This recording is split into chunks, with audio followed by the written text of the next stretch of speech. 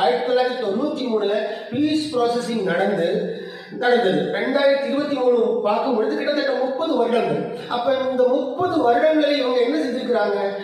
மற்ற நாடுகளிடத்திலே பணங்களை வாங்கி நாங்க பெரிய ஆர்கனைசேஷன், நாங்க பாலஸ்தீனர்களுக்கு விடுதலையா இருக்கிறோம், ஆதரவா இருக்கிறோம், பாதுகாவலர்களா இருக்கிறோம் அப்படின்னு சொல்லி இவர்கள் என்ன வேலை செஞ்சிருக்காங்க பாருங்க.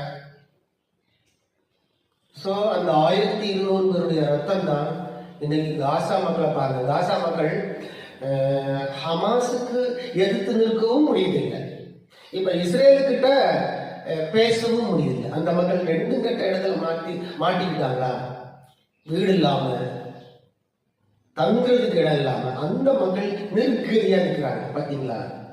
இன்னும் அந்த காசாவை பாருங்க, மண் தூளா மாற்றி விட்டாங்க. இதனால என்ன லாபம்? யாருக்கு என்ன லாபம்னு பார்க்கும்போது எதுவுமே இல்லை, எல்லாம் தூசிதான். தீவிரவாதம், பயங்கரவாதம் எப்பொழுதுமே உயர்ந்ததாகவும் நல்ல ஒரு விஷயத்தை தேடி தந்ததாகவும் சரித்திரமே இல்லை. சமாதானம் பண்ணுகிறவர்கள் பாக்கியவான்கள் அப்படின்னு பைபிள் சொல்லுது. இயேசு பார்த்து சொல்றாரு, சமாதானம் பண்ணுகிறவர்கள் பாக்கியவான்கள். ஆனால் கடைசி காலத்துல இஸ்ரேல் எத்தனை நாடுகள் இருந்தாலும் சிங்கம் போல அவர்கள் எதிர்த்து நிற்பார்கள்.